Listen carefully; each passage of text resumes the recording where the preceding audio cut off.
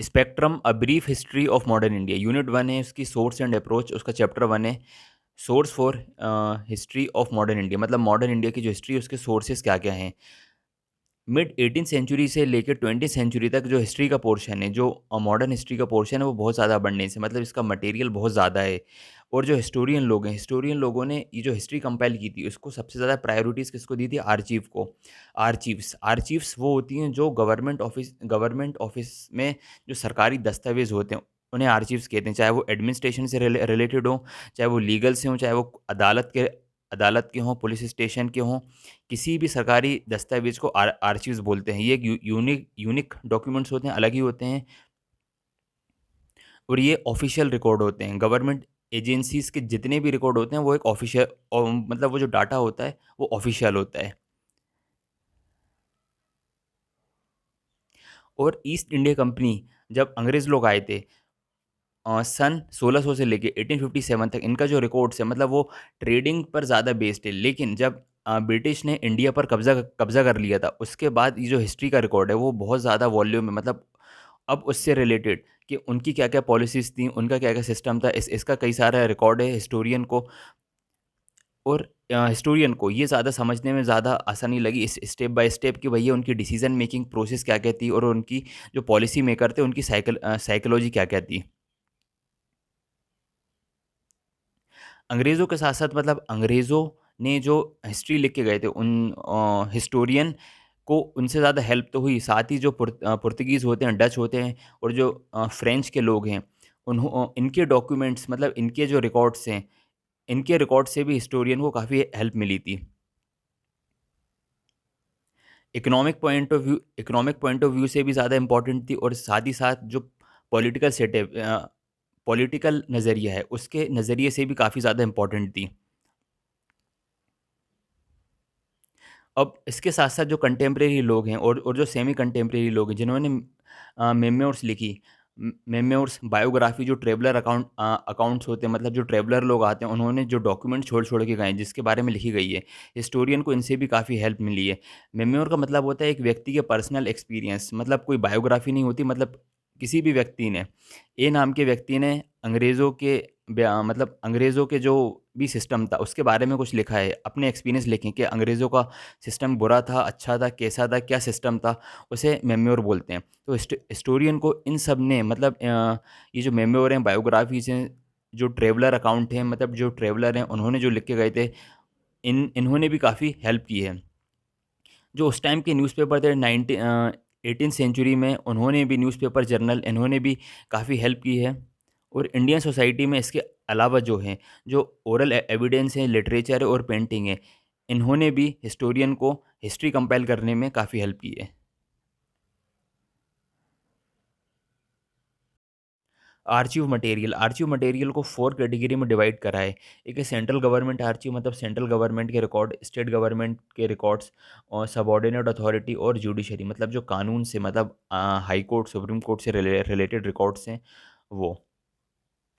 Central government archive, national archive of India, जो कि दिल्ली में है, इसने सबसे ज़्यादा इम्पोर्टेंट रोल प्ले करा है, और इसके साथ डॉक्यूमेंट्स जो हैं, वो सबसे ज़्यादा ऑथेंटिक और रिलायबल हैं, जिनके बेसिस पर हिस्टोरियन को मॉडर्न हिस्ट्री समझने में काफ़ी आसानी हुई है। नेशनल आर्chiव्स से ये पाया गया है कि हर डिपार्टमेंट का, मतलब हर सेक्टर का एक अपना-अपना एक डिपार्टमेंट है। मतलब ईस्ट इंडिया कंपनी ने सबका एक पर्टिकुलर डिपार्टमेंट बना के रखा था। Public department, revenue department, political department, military department, secret department होता है, कमर्शियल जो कि बिज़नेस से रिलेटेड है, जुडिशरी डिपार्टमेंट, एजुकेशनल डिपार्टमेंट, मतलब सबका एक सेपरेट डिपार्टमेंट था। ऐसा नहीं कि सारे डॉक्यूमेंट्स को एक ही हॉल में या एक ही कंपार्टमेंट में सबको फिक्स कर दिया गया है। 1767 में अंग्रेज़ों ने पहला पहला व्यक्ति, जो सर्वे जनरल ऑफ बंगाल था, उसको अपॉइंट करा था जेम्स रेनल को, मतलब, और इनके जो सबसे ज़्यादा डॉक्यूमेंट्स हैं, और इनके जो रिकॉर्ड्स हैं, वो हिस्टोरियन को काफ़ी हेल्प करी है हिस्ट्री को समझने में, साथ ही साथ जो भी ज्योग्राफिकल मैटर है, उसको समझने में।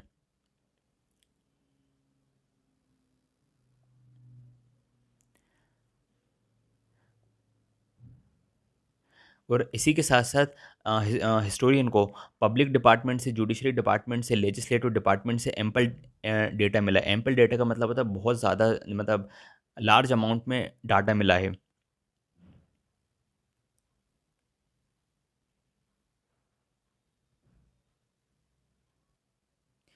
जिसके बेसिस पे पता चलता है कि उनकी जो सोशल और रिलीजियस पॉलिसी थी वो क्या-क्या थी। मतलब कॉलोनियल गवर्नमेंट अंग्रेज़ों के टाइम पे। साथ ही साथ एजुकेशन पॉलिसीज़ क्या कहती हैं और एजुकेशन सिस्टम को ग्रोथ करने के लिए उनके क्या-क्या सिस्टम था, ये इनको मिली एजुकेशनल डिपार्टमेंट से।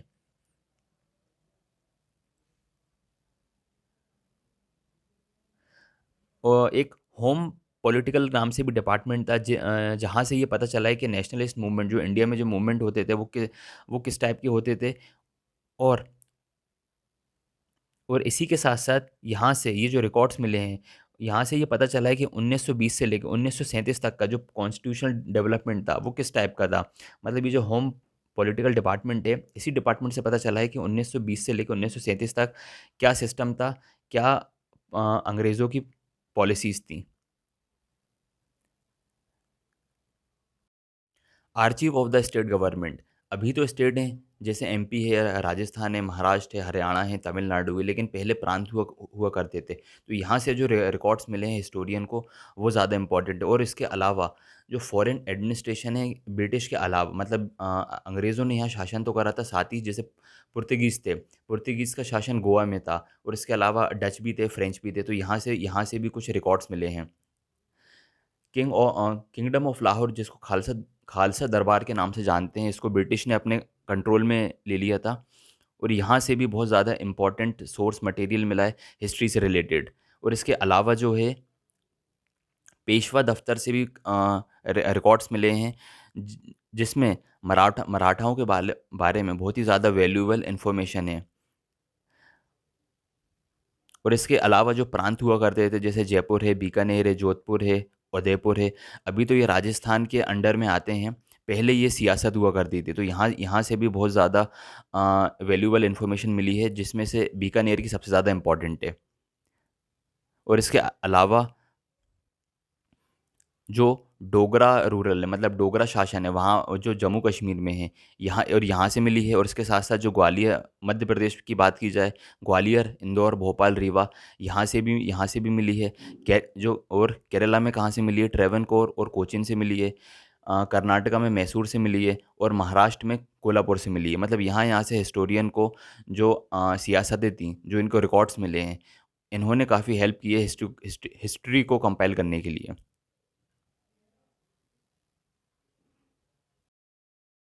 आर्चीव ऑफ थ्री प्रेसिडेंसी, मतलब अंग्रेज़ों ने मुख्य तौर पर किन-किन जगहों पर कब्ज़ा करके रखा था, वो 3 एरिया थे।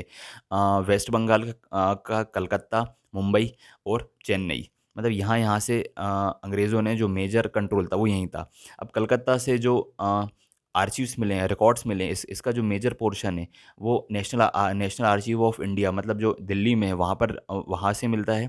और इसके कुछ records state archive of West Bengal, जो वेस्ट बंगाल में ही, वहाँ से मिलता है। और मद्रास प्रेसिडेंसी से जो रिकॉर्ड्स मिलते हैं, उनसे पता चलता है कि इंग्लिश ईस्ट इंडिया कंपनी ने किस तरीके से डेक्कन में और साउथ में कब्ज़ा करके रखा था। और इसके अलावा जो बॉम्बे प्रेसिडेंसी, मतलब यहाँ से जो आर्चीव्स मिले हैं, रिकॉर्ड्स मिले हैं, यहाँ से पता चलता है कि महाराष्ट्र, गुजरात, सिंध, देखिए अभी तो प्रॉपर स्टेट बने हुए हैं, गुजरात अलग है, महाराष्ट्र अलग है, कर्नाटका अलग है, गोवा अलग है। पहले ऐसा था कि मुंबई मुंबई प्रांत की सीमा कहाँ-कहाँ तक फैली है, तो वो पहले मुंबई प्रांत की सीमा पूरा महाराष्ट्र कवर था, आधा महाराष्ट्र था, गुजरात था, और कन्नड़, मतलब जो कर्नाटका है, वहाँ-वहाँ तक भी वहाँ-वहाँ तक की मुंबई प्रांत की सीमाएँ फैली हुई थी। तो यहाँ से भी इनके रिकॉर्ड्स मिले हैं।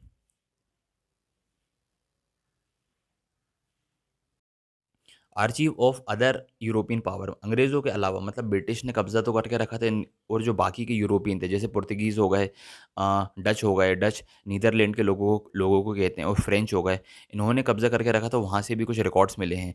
पुर्तगीज़ का जो मेन कब्ज़ा था वो गोवा में था, सन 1700 से लेके सन 1900 तक जो मेजर कब्ज़ा था।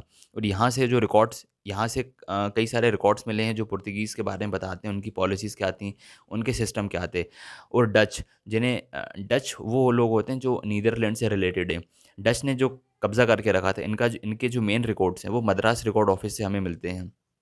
और इनके अलावा जो फ्रेंच अथॉरिटी, जो फ्रेंच लोग हैं, फ्रेंच का जो मेजर कब्ज़ा था वो चंदेर नागौर और पौंडीचेरी में था।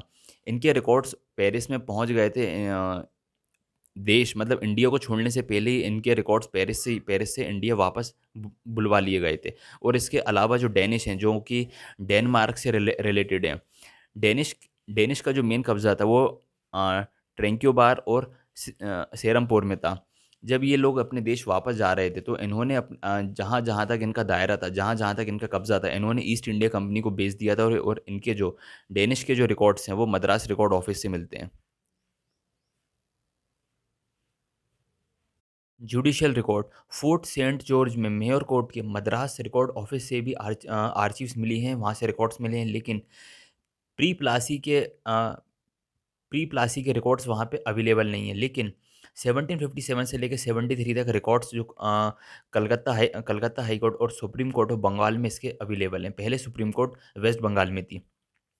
और उसी की तरह जो बॉम्बे में बॉम्बे का जो मेयर कोर्ट है, जहाँ पर महाराष्ट्र सेक्रेटेरिएट रिकॉर्ड ऑफिस से भी यहाँ पे कई सारे हिस्टोरियन को आर्चीव्स मिले हैं, जो कि विल से, प्रोबेट से, लेटर ऑफ एडमिनिस्ट्रेशन और जो वहाँ की इकोनॉमिक कंडीशंस के बारे में बताते हैं। मतलब ये सोर्स हैं हिस्टोरियन की हिस्ट्री को कंपाइल करने के लिए। पब्लिश्ड आर्चिव, इनमें से जो सबसे ज़्यादा इम्पोर्टेंट आर्चिव्स हैं, मतलब जो सबसे ज़्यादा इम्पोर्टेंट डॉक्यूमेंट्स हैं हिस्ट्री को कंपाइल करने के लिए, वो है पार्लियामेंट्री के डॉक्यूमेंट्स, मतलब पार्लियामेंट के। जब ईस्ट इंडिया कंपनी और गवर्नमेंट ऑफ इंडिया किसके अंडर में थी? क्राउन के अंडर में, मतलब जो ब्रिटिश क्राउन होता है उनके अंडर में थी। और यहाँ पे भी वेरियस रॉयल कमीशन है, मतलब एक अलग-अलग डिपार्टमेंट बने हुए थे, जैसे education department, civil reform, famine भुखमरी जो है, और पार्लियामेंट्री डिबेट का डिपार्टमेंट। और इसी के साथ-साथ इंडियन और प्रोविंशियल लेजिस्लेचर के जो वीकली गेज़ेट है, मतलब जो पेपर वगैरह पब्लिश्ड होते थे, तो इनको भी बहुत इम्पोर्टेंट यूज़फुल सोर्स माना गया है हिस्ट्री को कंपाइल करने के लिए।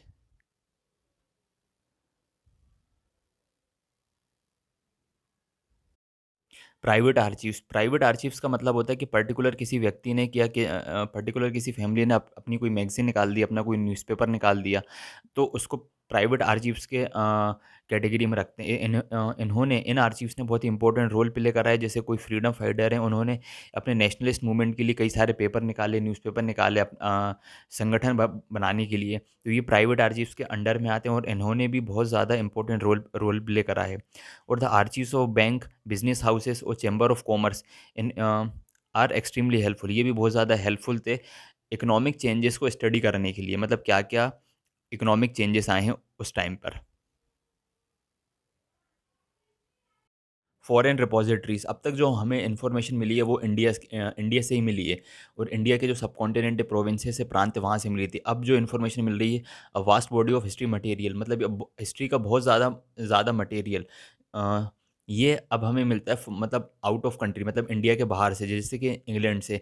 इंग्लैंड में इंडियन ऑफिस रिकॉर्ड है जो कि लंदन में है, वहाँ से हमें वेरी वैल्यूएबल इन्फॉर्मेशन मिलती है। अब क्या मिलती है वो? Important documents, minutes court of director, general court of East India Company, various committee वही, मतलब एजुकेशन डिपार्टमेंट की इन्फॉर्मेशन, फेमाइन की इन्फॉर्मेशन, पार्लियामेंट्री की इन्फॉर्मेशन, इन सब की इन्फॉर्मेशन मिलती है।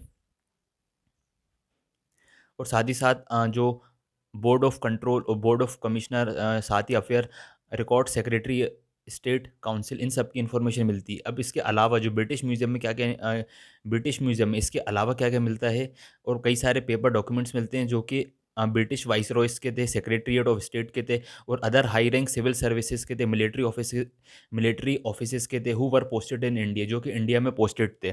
इन सब की इन्फॉर्मेशन, इन सब का जो डॉक्यूमेंट्स हैं, पेपर हैं, ये भी ब्रिटिश म्यूज़ियम में मिलते हैं। और इसके अलावा जो चर्च मिशनरी सोसाइटी है, इनकी अ, इनके भी इनकी भी इन्फॉर्मेशन मिलती है,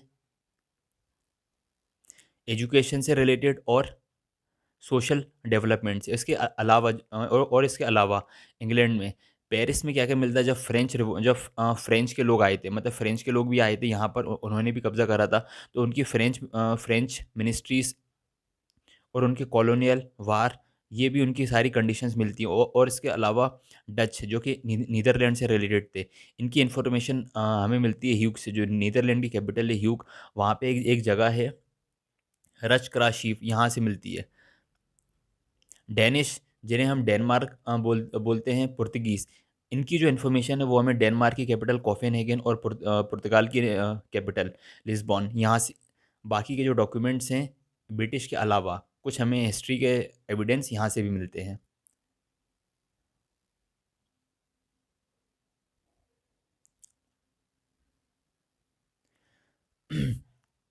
और इंडिया के अलावा ब्रिटिश के यूरोपियन के अलावा अब हमें जो रिकॉर्ड्स हैं वो पाकिस्तान रिकॉर्ड ऑफिस से भी मिलते हैं, जो हमें बताते हैं कि हमारे जो सब कॉन्टिनेंट से लगे हुए नेबरिंग कंट्रीज़ हैं, और उनसे उनसे हमारे रिलेशन अफ़गानिस्तान, ईरान से और बाकियों से कॉलोनियल एरा के टाइम पे हमारे उनसे रिलेशन कैसे थे।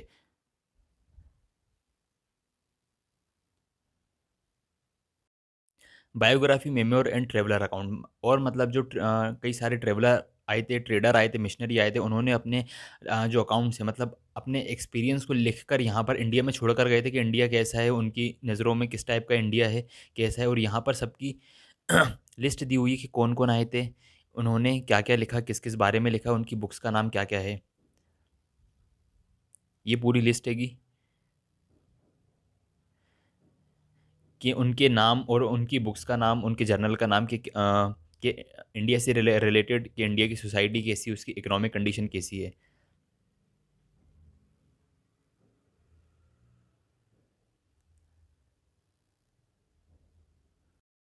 न्यूज़पेपर एंड जर्नल, 19 और 20 सेंचुरी के जितने भी न्यूज़पेपर हैं, जर्नल हैं, चाहे वो इंग्लिश में हो, चाहे वो लोकल लैंग्वेज में हो, उन्होंने भी काफ़ी हेल्प की है हिस्टोरियन को हिस्ट्री की कंपाइल करने के लिए। सबसे पहले जो न्यूज़पेपर की शुरुआत करने वाले थे, वो ईस्ट इंडिया कंपनी के एक एम्प्लॉय थे, जिन्हों मतलब जो कि अंग्रेज़ों की माल प्रैक्टिस है, मतलब जो कि उनकी दुराचारी शासन है, कुनीति है, उनसे काफ़ी नाराज़ थे।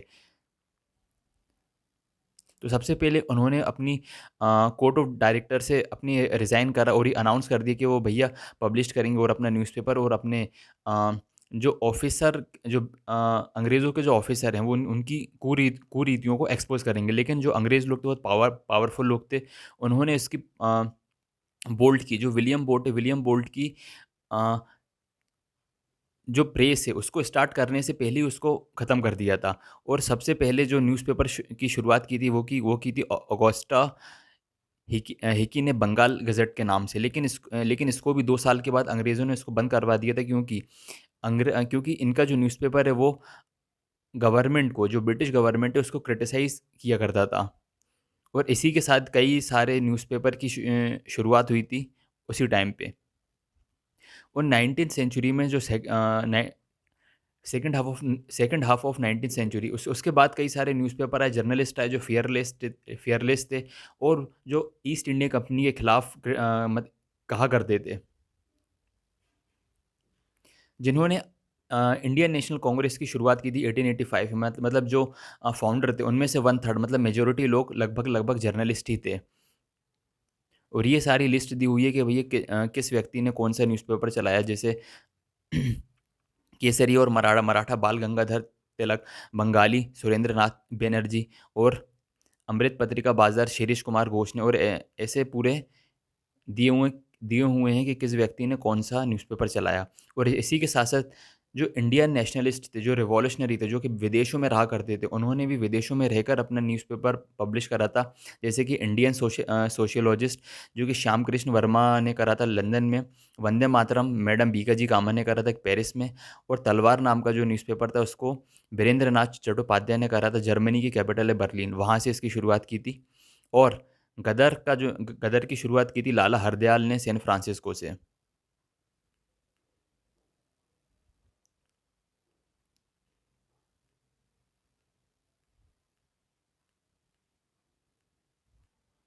न्यूज़पेपर जो है अपने जीवन के सारे एस्पेक्ट्स को शो करता है कि अंग्रेज़ों की पॉलिसीज़ क्या थी, सिस्टम क्या थी, उनकी इकोनॉमिक पॉलिसी क्या थी।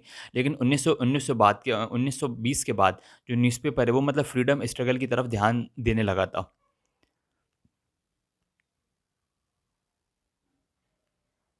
ओरल हिस्ट्री जो है वो उसका कोई रिटन सोर्स नहीं है, लेकिन हिस्टोरियन ने उसको भी लिया गया है।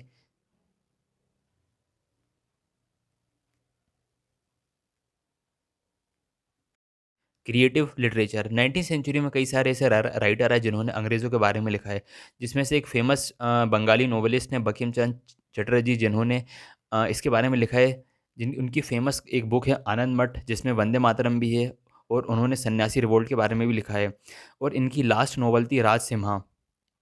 इनके अलावा एक और ऐसे राइटर हैं गुजरात जो कि गुजरात से बिलॉन्ग करते हैं, इच्छाराम सूर्यराम देसाई, जिनकी फर्स्ट नॉवल है हिंद ए ब्रिटेनिया, जिन्होंने उस टाइम की पॉलिटिक्स के बारे में लिखा है।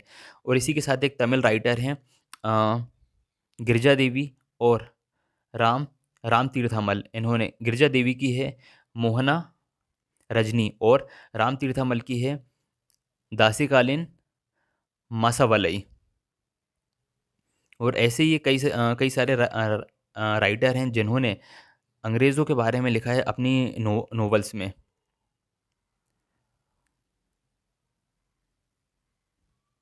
और ये जो सारे राइटर हैं जो कि अलग-अलग बैकग्राउंड से मतलब अलग-अलग राज्य से, अलग-अलग एजुकेशन बैकग्राउंड से और अलग-अलग भाषा से बिलॉन्ग करते हैं, जिन्होंने अंग्रेज़ों के रियलिज़्म मतलब उस टाइम की जो सच्चाई है, उसको अपने शब्दों में व्यक्त करा है।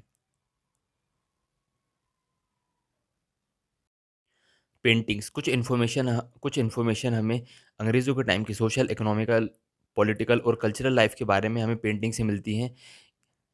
कुछ पेंटिंग ऐसी हैं जो कंपनी कंपनी मतलब जो ईस्ट इंडिया कंपनी ने पेंटिंग बनाई थी, तो उनमें से एक है पटना कलम। मतलब ये पेंटिंग शो करती है उस टाइम के सीन को, उस टाइम के नज़ारे को, वहाँ के उस टाइम लोगों का ट्रेड का सिस्टम कैसा था, फेस्टिवल किस तरह से मनाते थे, डांस करते थे, अटायर मतलब होता है कि वो अपने उनका कपड़े वगैरह किस तरह के पहनते थे और उनका पोशाक कैसी थी। और ये सिस्टम मतलब ये जो पेंटिंग है 19वीं सेंचुरी तक पॉपुलर रही थी जब तक फ़ोटोग्राफ़ी का सिस्टम नहीं आ गया था 1840 तक। अभी पिक्चर है पेंटिंग से कौन-कौन बनाता था, ये ब्रिटिश भी बनाते थे और इंडियंस भी बनाते थे। और पेंटिंग्स बनाते थे, पेंसिल ड्राइंग बनाते थे, स्केचिंग करते थे, पोस्टर, कार्टून और ये बाज़ार प्रिंटिंग थी। और जिनमें से मोस्ट इम्पोर्टेंट रिकॉर्ड है 1857 का जो रिवोल्ट हुआ था उसमें। लेकिन जो ब्रिटिश जो पिक्चर बनाते थे वो अपने आप को ऐसे दिखाते थे कि भैया हम बहुत मासूम हैं, भोले-भाले हैं, हम बहुत इनोसेंट हैं, हम सीधे-साधे हैं। अंग्रेज़ों पर ज़ुल्म करा है इंडियन ने, मतलब जो अंग्रेज़ पेंटिंग बनाते थे वो इस तरह से बनाते थे कि अंग्रेज़ों पर ज़ुल्म हुआ है और ज़ुल्म करा है इंडियन ने। और मतलब जैसे हमने इंग्लिश को बचाया है और रिप्रेस करा है रिबेलियन को, जिनमें से रिलीफ ऑफ लखनऊ ये पेंटिंग बनाई है थॉमस जोन्स बार्कर ने, जिन ये उसका एक एग्ज़ाम्पल है। और इसी में की एक पेंटिंग ऐसी है इन मेम्योर जिसको बनाया जोसेफ नियोन ने, जिसको 2 साल लगे बनने में। जिसमें बताया गया कि एक अंग्रेज़ महिला है जो अपने बच्चों के साथ है और लाचार है बेचारी, इनोसेंट है और वहाँ पे बहुत हिंसा हो रही है। इस टाइप की पेंटिंग अंग्रेज़ लोग बनाया करते थे। मतलब बेसिकली अपने आप को बहुत सीधा-साधा, बहुत मासूम, बहुत इनोसेंट बताया करते थे अंग्रेज़ लोग। और एक कालीघाट पेंटिंग है जो कि पटना से संबंधित है, 19th सेंचुरी में बनी थी। ये सिर्फ़ माइथोलॉजिकल फिगर मतलब पौराणिक मतलब पिक्चर को पौराणिक स्टोरी को पिक्चर के ज़रिए मतलब पेंटिंग के ज़रिए शो करते थे। साथ ही साथ जो ऑर्डिनरी आम लोग पीपल हैं उनकी रोज़मर्रा की ज़िंदगी किस टाइप की होती थी, इस टाइप को भी शो करते थे। बाद की जो पिक्चर है ये मतलब उनमें जो बदलाव आए हैं, उसको भी दिखाया करते थे पेंटिंग्स में। लेकिन अब जो पेंटिंग का सिस्टम है 19th सेंचुरी के लास्ट डिकेड में मतलब आखिरी के दशक में इसने थोड़ा-सा बदलाव हुआ है। अब जो पेंटिंग बनने लगी हैं वो नेशनलिज़्म मतलब देशभक्ति के ऊपर ज़्यादा बनने लगी हैं और ये वो लोग हैं जो इन पेंटिंग से संबंधित थे जिन्होंने बनाई हैं।